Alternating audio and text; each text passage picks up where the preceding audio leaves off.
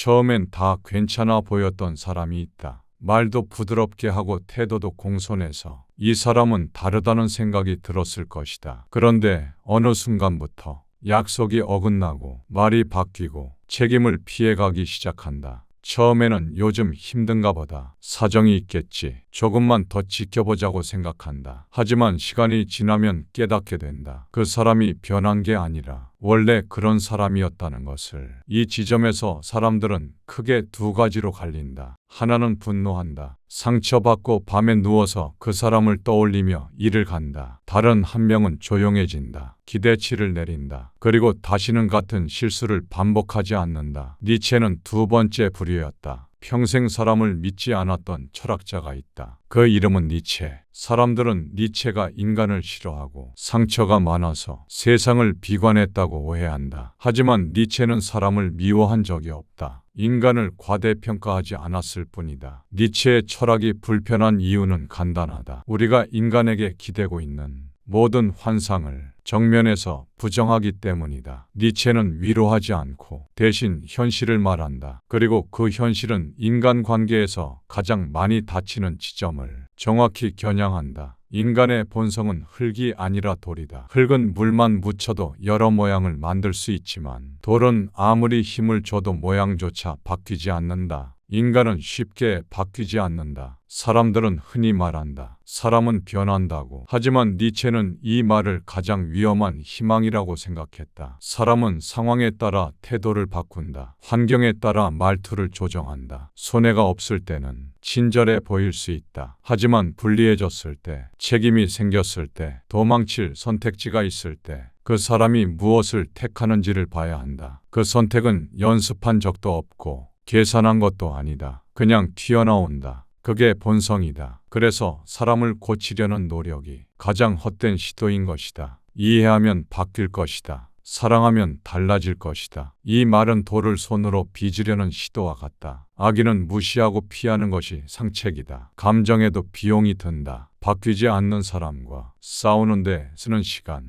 설득하는 데 드는 에너지, 기대했다 무너지는 반복. 이 모든 것보다 더 큰 낭비가 있는가? 싸우지 말고 고치지 말고 피해야 한다. 분노는 자기 손해다. 누군가가 밉다고 화를 내는 것은 내 마음을 갉아먹는 행위다. 분노는 정의로운 감정이 아니다. 니체에게 화는 상대를 벌주기 위한 행위가 아니라 자기 삶을 잠식하는 행동이다. 화를 낸다는 건 그 사람을 머릿속 중심에 올려놓는다는 뜻이다. 시간을 빼앗기고 집중력을 빼앗기고 감정을 소비한다. 이것이 진정한 패배다. 진정한 복수는 화를 내는 것이 아니라 경멸하는 것이다. 경멸은 무시와 다르다. 참는 것도 아니다. 용서도 아니다. 그 사람을 내 삶에서 완전히 제거하는 상태다. 경멸한다는 것은 그 사람에게 어떤 에너지도 쓰지 않는 것이다. 그래서 최고의 복수는 보란듯이 잘 사는 것이다. 이 말은 상대를 자극하라는 뜻이 아니다. 상대를 내 삶에서 지우라는 말이다. 세상에는 두 종류의 사람이 있다. 이용하는 자와 이용당하는 자다. 인간관계는 선과 악으로 나눌 수 없다. 구조로 봐야 한다. 사람들은 흔히 좋은 사람이면 언젠가는 보답할 거라고, 진심이면 결국 알아줄 거라고 생각한다. 니체는 이 기대를 가장 위험한 사고방식으로 봤다. 신뢰는 상대의 인격이 아니라 관계의 균형 위에서만 유지되기 때문이다. 한쪽이 계속 이해하고 한쪽이 계속 양보하고 한쪽이 먼저 움직이면 그건 신뢰가 아니라 이미 기울어진 구조다. 처음엔 고맙다고 말하지만 그 다음엔 말이 줄어들고 그 다음엔 요구가 생긴다. 마지막엔 왜 그것도 못해주냐는 말이 나오는 것이 인간이다. 신뢰를 많이 주는 사람은 착해 보일 수 있다. 하지만 관계의 균형은 쉽게 무너진다. 사람을 너무 믿으면 반드시 배신당한다. 믿지 않으면 배신당할 일도 없다. 니체가 말한 배신은 사건이 아니라 과정의 결과다. 배신은 먼 사람에게서 오는 것이 아니라 항상 가까운 사람에게서 오기 때문이다. 가까운 사람만이 내 기대를 알고 내 약점을 알고 내 선의를 안다. 그래서 니체는 말했다. 인간을 과대평가하지 마라. 이 말은 사람을 낮춰보라는 게 아니다. 현실의 크기 그대로 보라는 뜻이다. 이건 냉소가 아니라 자기 방어다. 인간은 화장실 들어갈 때와 나갈 때가 다르다. 이중성은 위선이 아니라 본능적인 반응이다. 사람은 필요할 때 자기 자신을 낮춘다. 말투가 부드러워지고 태도가 공손해지고 사정이 늘어난다. 상황이 바뀌면 태도도 바뀐다. 돈을 빌려달라고 할 땐 온갖 사정을 다 말하면서 찾아오고 갚을 때가 되면 뻔뻔해진다. 니체는 이걸 권력 이동에 따른 태도 변화로 봤다. 결국 봐야 하는 건 사람의 말이 아니라 위치가 바뀌었을 때의 태도다. 요청할 때와 책임질 때가 같은지, 도움받을 때와 갚을 때가 같은지, 그게 같지 않다면 그건 실수가 아니라 그 사람이 기본 값이다. 하지만 그 기억을 잊어버리고 또 다시 잘해주기 시작하면 같은 일만 반복될 뿐이다. 진짜 내 편은 최악의 순간과 최고의 순간에 걸러진다.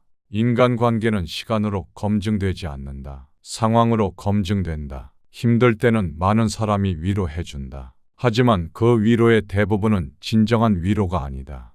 위로를 가장한 자기 과시다. 시간이 지나면 그마저도 숫자가 줄어든다. 반대의 상황도 마찬가지다. 잘 될 때는 수많은 사람이 축하해준다. 하지만 오래가지 않는다. 비교가 시작되기 때문이다. 묘한 거리감마저 생긴다.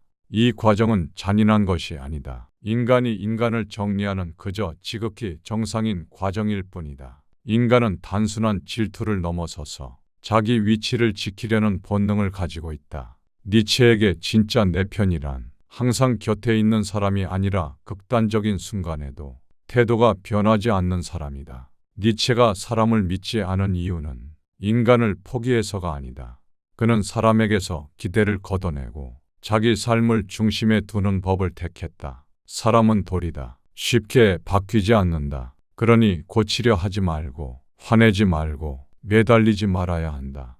니체가 평생 지키려 했던 건 자기 삶의 주도권이었다. 사람을 믿지 않는다는 건 혼자가 되겠다는 선언이 아니다. 아무에게나 인생을 맡기지 않겠다는 선택이다. 이 선택을 할수록 사람은 줄어들지만 대신 삶은 가벼워진다. 그리고 그 고요 속에서 비로소 자기 자신이 또렷해진다. 영상이 유익했다면 좋아요와 댓글, 구독 부탁드리겠습니다. 삶에 큰 깨달음을 주는 영상으로 찾아뵙겠습니다. 명언노트였습니다.